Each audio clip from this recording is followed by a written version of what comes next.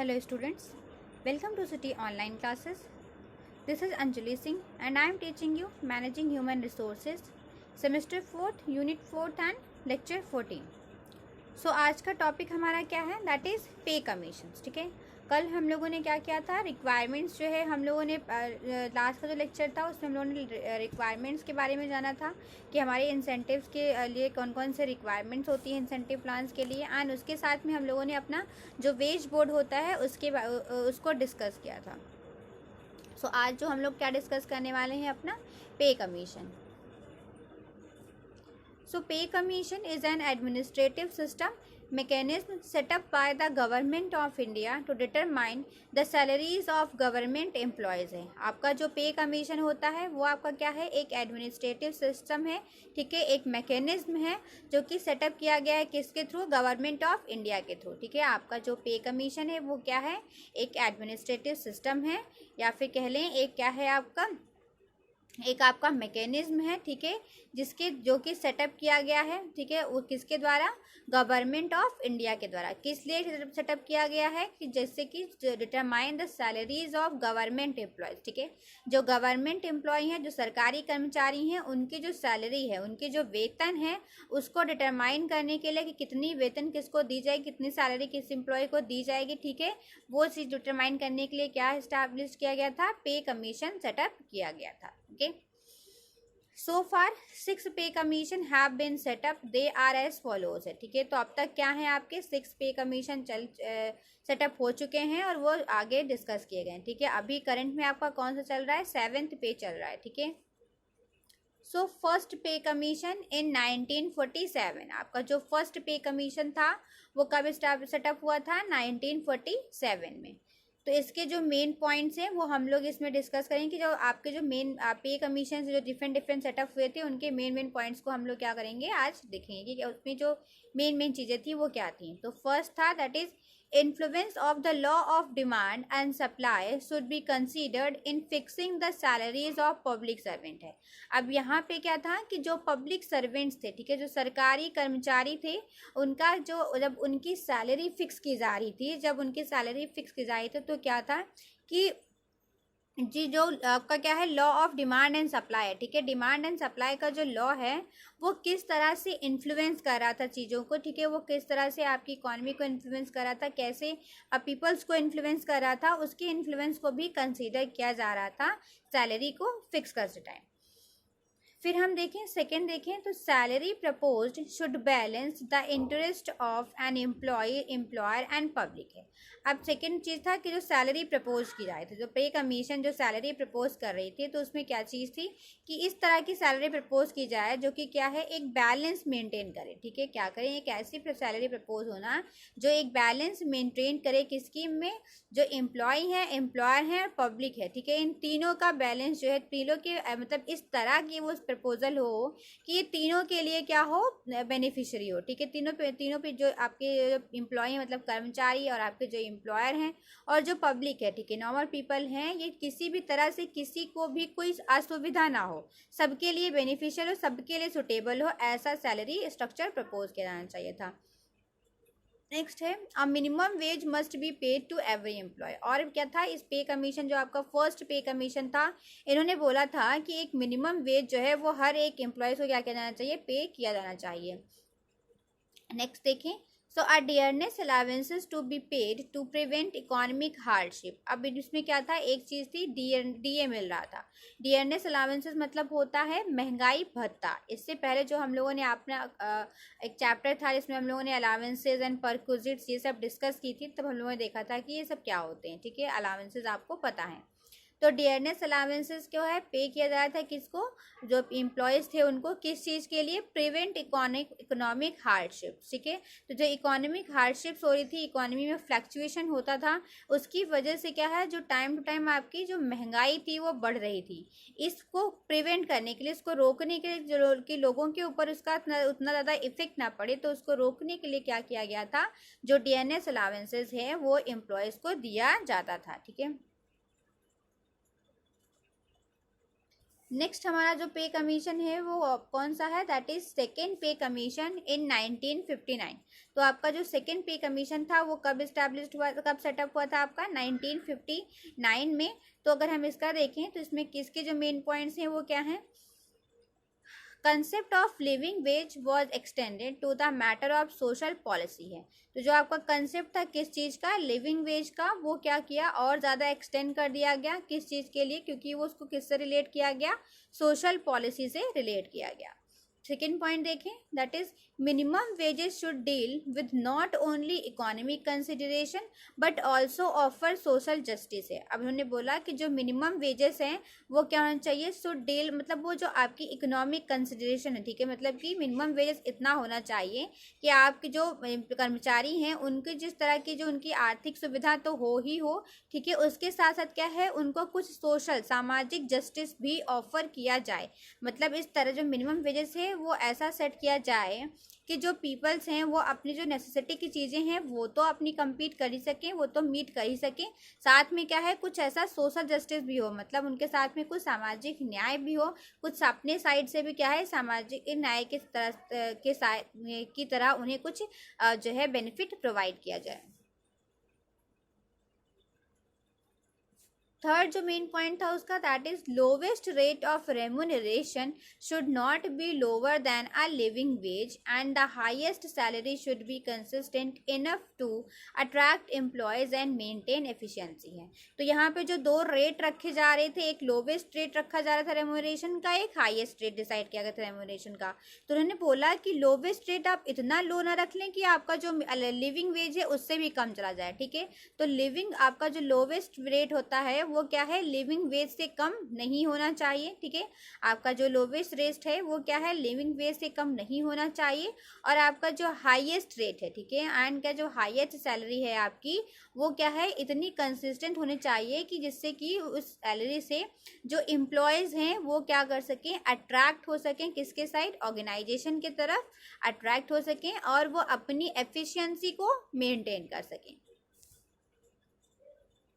Third पे commission अगर हम देखें तो आपका कब आया था, 1973 में। थर्ड पे कमीशन कब आया था, 1973 में। So criteria of a sound pay system include inclusiveness, comprehensibility and advocacy है। तो कहने बोला कि आपका जो साउंड पे सिस्टम है उसका जो क्राइटेरिया कितना कैसा होना चाहिए, इंक्लूसिवनेस। इंक्लूसिवनेस का मतलब होता है कि हर किसी को उसमें इंक्लूड किया गया हो, ठीक है, हर किसी को उसमें इंक्लूड किया गया हो, मतलब वो एम्प्लॉयर के भी बेनिफिट्स के लिए हो, एम्प्लॉय का भी हो, पब्लिक का भी हो, सबको इसमें ध्यान दिया गया हो, कॉम्प्रिहेंसिबिलिटी हो एंड एडवोकेसी हो, ठीक है। ऐसा स्ट्रक्चर आपने, ऐसा क्राइटेरिया ऐसा बनाया हो कि वो एडवोकेसी हो, एडवोकेट हो, मतलब एक्चुअल में जैसा आपने बनाया वो ऐसा हो कि मतलब ऐसा ना हो सके कि आपने ऐसा स्ट्रक्चर बना दिया जो एक्चुअल में इम्प्लीमेंट करना पॉसिबल ही नहीं, ठीक है ना।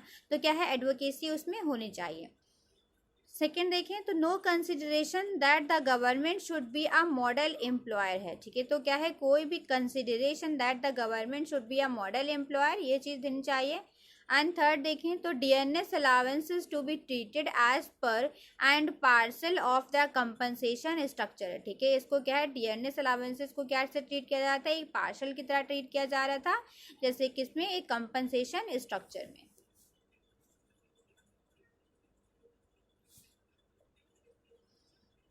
फिर आपका नेक्स्ट है तो आपका कौन सा है, फोर्थ पे कमीशन इन 1984 है, ठीक है। आपका फोर्थ पे कमीशन कब आया, 1984 में आया। तो इसका जो मेन वो था वो क्या था, focus on criteria for fixing पे लेवल्स एंड स्ट्रक्चर। इसका जो मेन फोकस था वो क्या था कि जो पे लेवल्स है और जो स्ट्रक्चर है उसका क्राइटेरिया क्या होगा, ठीक है, उसका क्राइटेरिया क्या होगा उस पर उन्होंने फोकस किया था। सेकेंड देखें, that is concluded that market comparison cannot be relied upon है, ठीक है। उन्होंने बोला कि जो मार्केट कंपैरिजन था उसके ऊपर आप इतना रिलाय नहीं करें। थर्ड वन देखें तो the government should pay fair wages to the public servant. उन्होंने बोला कि जो गवर्नमेंट है उन्हें क्या है, पब्लिक सर्वेंट्स को फेयर वेजेस प्रोवाइड की जानी चाहिए। देन है dearness allowances to be treated as part and parcel of the compensation structure है। उन्होंने बोला कि अब क्या है, आपका जो डीए है, डीए को आप क्या है, आप उसको पार्ट भी अपने उस कंपनसेशन स्ट्रक्चर का एक पार्ट भी कंसीडर कर सकते हैं और उसे एज अ पार्सल भी कंसीडर कर सकते हैं। पार्सल मतलब क्या होता है, कुछ एक्स्ट्रा बेनिफिट कह लें। और हम बात करें fifth, that is full neutralisation. It is a compensation programme to neutralise the fluctuation of cost of living है। तो फुल न्यूट्रलाइजेशन की बात की गई, जिसका मतलब क्या है कि एक कंपनसेशन प्रोग्राम है जो कि क्या है, न्यूट्रलाइज करता है किसको, जो कॉस्ट ऑफ लिविंग है उसको, जो फ्लक्चुएशन होती है कॉस्ट ऑफ लिविंग में, उस फ्लक्चुएशन को न्यूट्रलाइज करने का काम करता है। तो should be paid at 80% of full neutralisation for employees drawing basic pay up to कितना है आपका 3500 पर मंथ है। ठीक है, वो 7 नहीं है आपका, रुपीज़ होगा वहाँ पे, वो गलती से 7 लिख गया है, तो ये क्या है 3500 पर मंथ है। ठीक है, and 75% of full neutralisation for employees drawing basic pay between 3500, ठीक है, एंड टू 66,000। तो जो ऐसे एम्प्लॉय जो कि क्या है 3500 तक पर मंथ अचीव कर रहे हैं, तो उनका न्यूट्रलाइजेशन कितना क्या होना चाहिए, 80%। एंड जो आपके ऐसे एम्प्लॉयज हैं जो कि क्या है 3500 से 6000 के बीच में अर्न कर रहे होते हैं, उनका न्यूट्रलाइजेशन क्या होना चाहिए, कितना 75%। एंड और उसके बाद में जो एम्प्लॉयज जो है जो आपके 6000 के अबव जो है, जो पैसा जो पर मंथ पा रहे हैं, उनको कितना मिलना चाहिए, उनका न्यूट्रलाइजेशन 65% होना चाहिए। नेक्स्ट आपका देखें तो आपका कौन सा है हमारा, दैट इज फिफ्थ पे कमीशन है। ठीक है, हमारा नेक्स्ट कौन सा है, फिफ्थ पे कमीशन है, जो कि कब आया, 1996 में आया। तो pay received based on work organisation and manpower planning है। तो आपका जो पे है वो पे रिसीव्ड रिवीजन है, तो pay revision based on work organisation and manpower planning. तो जो पे था उसका क्या होना चाहिए, टाइम टू टाइम रिवीजन होना चाहिए, किसके बेसिस पे, जो वर्क का, जो ऑर्गेनाइजेशन का वर्क है और जो मैन पावर प्लानिंग है उसके अकॉर्डिंग क्या है, जो पे है उसे टाइम टू टाइम क्या किया जाना चाहिए, रिवाइज किया जाना चाहिए। सेकेंड पॉइंट देखें तो क्या है, 40% इंक्रीज इन पे with 30% reduction in man power over a 3 year period है। तो उन्होंने बोला कि क्या है, आपका जो मैन पावर है उसमें आप 30% रिडक्शन कर दीजिए। ठीक है, और क्या है, और उनकी जो सैलरी है उसको क्या कर दीजिए, आप 40% इंक्रीज कर दीजिए। तो क्या बात बोली गई कि 43 ईयर के अंदर अंदर 40% इंक्रीज हो जाए किसमें, पे में, एंड साथ में 30% रिडक्शन हो किसमें, मैन पावर में। नेक्स्ट थर्ड आपका emphasised on new means of recruitment है। और क्या है, इन्होंने किसके ऊपर फोकस किया, इन्होंने ध्यान दिया किसके ऊपर, इंपॉर्टेंस दी जो आपके रिक्रूटमेंट के न्यू मेथड्स की। ठीक है, न्यू मीन्स ऑफ रिक्रूटमेंट, ठीक है, कि आप कितने डिफरेंट जगह से रिक्रूटमेंट कर सकते हैं, उनके ऊपर फोकस किया गया। फोर्थ देखें तो focused on bringing about innovation in training, performance appraisal etcetera of the government employees है। फोर्थ का अगर हम देखें तो क्या है, फोकस किया जाता है किसके ऊपर, bringing about innovation in training performance, जो ट्रेनिंग परफॉर्मेंस थी उसमें और क्या लाना, इनोवेशन लाना, मतलब कि कुछ इनोवेटिव आइडियाज़, इनोवेटिव मेथड्स को यूज़ करना ट्रेनिंग के लिए एंड परफॉर्मेंस अप्रेजल के लिए, वो भी किसके लिए, जो आपके गवर्नमेंट एम्प्लॉयज़। तो बेसिकली क्या था, ये देखो हमारा जो फिफ्थ कमीशन था इसमें जो है आपके जो एम्प्लॉयज़ थे उनके ट्रेनिंग और उनके परफॉर्मेंस अप्रेजल की बात की गई है। इससे पहले वाले जो थे हमारे पे कमीशन, उसमें उनकी ट्रेनिंग एंड परफॉर्मेंस की कोई भी बात नहीं की गई थी। अब हमारा आता है दैट इज सिक्स्थ पे कमीशन इन 2008 है। ठीक है, आपका जो सिक्स्थ पे कमीशन आया वो 2008 में आया। टाइम के साथ में आप देखेंगे कि आपके जो जैसे जैसे आपके पे कमीशन बढ़ते जा रहे हैं वैसे वैसे उसमें ज़्यादा से ज़्यादा चीज़ें इंक्लूड होती जा रही हैं। तो इसमें सिक्स्थ में क्या था आपका, pay substantially hiked by an average 40% है। इन्होंने बोला कि क्या है, आप जो है पे करेंगे सब्सटेंशली हाइक्ड बाय किससे कितने परसेंट से, बाय एक एवरेज 40%। ठीक है, एवरेज था 40%, उसके अकॉर्डिंग क्या किया जाएगा, पे किया जाएगा। फिर है revised pay to be effective from January 1, 2006 है। और आपका जो रिवाइज्ड पे था वो कब से इफेक्टिव हो गया, 2006 से। एंड टू कॉस्ट एक्सचेकर आपका कितना था, 12,561 करोड़ इन 2008 एंड 2009 है। जो कॉस्ट थी वो कितनी आई, 12,561। फिर देखें additional one time burden of rupees 18,000 60 crore towards arrear से। अब क्या थे, कुछ जो एरियर्स बचे हुए थे, मतलब जो कुछ लोगों के एम्प्लॉयज़ के जो लोगों की जो क्या थे पेमेंट्स बचे हुए थे, उसको पे करने में कितना खर्चा हुआ, एक्स्ट्रा खर्चा हुआ 18,060 करोड़। ठीक है, वो टी नहीं है, वो 18,000 है। नेक्स्ट देखिए, that is minimum entry level पे हो आपका कितना था, 66 आपका था 6,660। तो आपका जो मिनिमम एंट्री लेवल पे था, ठीक है, वो कितना था 6,660 है ना, कैप सेक्टर टू 90,000 तक। फिर हम देखें, आपका है MKT driven, that is compensation for young scientist and special post है। ठीक है, तो आपके जो यंग साइंटिस्ट थे और जो स्पेशल पोस्ट थी उनकी कंपनसेशन की बात की गई।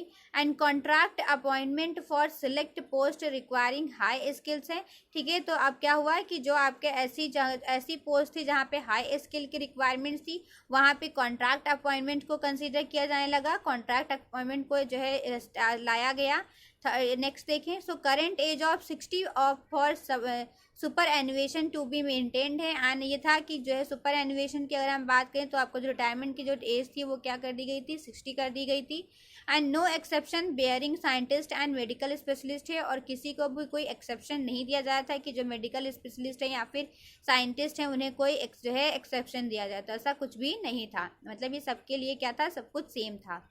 Number of grade reduce to 20 against prevailing 35 हैं। तो आपके क्या थे, जो ग्रेड थे पहले 35 थे, अब वो रिड्यूस कितने कर दिए गए थे, 20 कर दिए गए थे। And existing parity between IAS and IFS to be maintain, और जो समानता है किसके बीच में, आईएएस एंड आईएफएस के बीच में, उसको मेंटेन की गई थी। Defence forces at par with civilians in pay and grades हैं। ठीक है,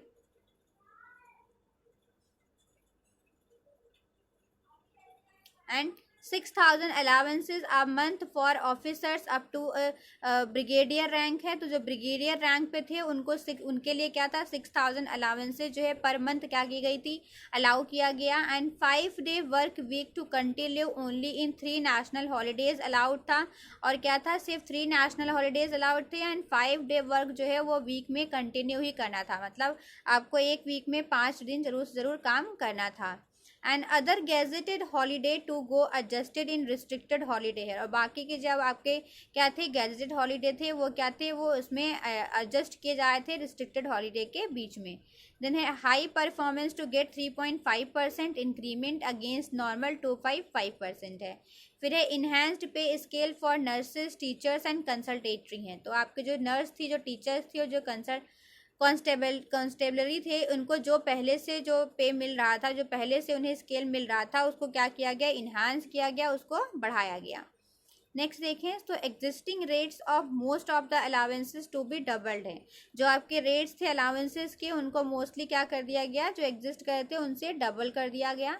and education allowances reimbursement at ₹1,000 per child a month against 50 now. और आपका क्या था कि जो आपके एजुकेशन अलाउंसेस का जो रीइंबर्समेंट था वो कितना कर दिया गया है, अब आपका जो है हो गया है 1,000 पर चाइल्ड अब मंथ है, 1,000 हो गया, पहले कितना था, 50 था। साथ ही है आपका hostel subsidy to be increased 10 times to कितना हो गया है आपका 3,000। तो आपकी जो हॉस्टल सब्सिडी थी वो अब कितनी इंक्रीज हो गई है, 3,000 तक की हो गई है।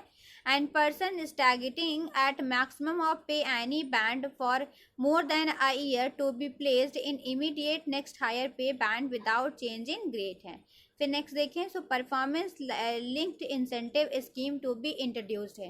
और आपकी क्या थी, जो परफॉर्मेंस से रिलेटेड जो इंसेंटिव स्कीम थी वो क्या की गई थी, इंट्रोड्यूस्ड कर दी गई थी। तो all fixed allowances to be made inflation proof हैं। जितने भी आपके क्या थे अलाउंसेस थे वो क्या फिक्स्ड अलाउंसेस, उनको क्या कर दिया गया था, इन्फ्लेशन प्रूफ बनाया गया था कि इसके ऊपर इन्फ्लेशन का जो है इतना ज़्यादा इफेक्ट ना पड़े। And all recommendations to be treated as an organic whole as partial implementation will bring in several anomalies and inconsistencies है। ठीक है, तो क्या है आपका कि जितने भी रिकमेंडेशंस थे उनको ट्रीट किया था ऑर्गेनिक होल, मतलब सबके ऊपर लगाया गया था, कोई पार्शियल इम्प्लीकेशन नहीं किया गया था। ठीक है, सो आई होप जो आज हम लोगों ने क्या, आपने जो सिक्स पे कमीशन थी वो हम लोगों ने डिस्कस कर लिया है, और आपका जो 7th पे कमीशन जो कि 2017 में आया है, जो कि करंट में अभी चल रहा है, उसे हम लोग क्या करेंगे, जो हमारा नेक्स्ट लेक्चर होगा उसमें हम लोग डिस्कस करेंगे, ठीक है। एंड बाकी आई होप आप लोगों को जो ये आपके जो 6th जो आपने हमने आज डिस्कस किए पे कमीशन, ये आप लोगों को समझ आए होंगे।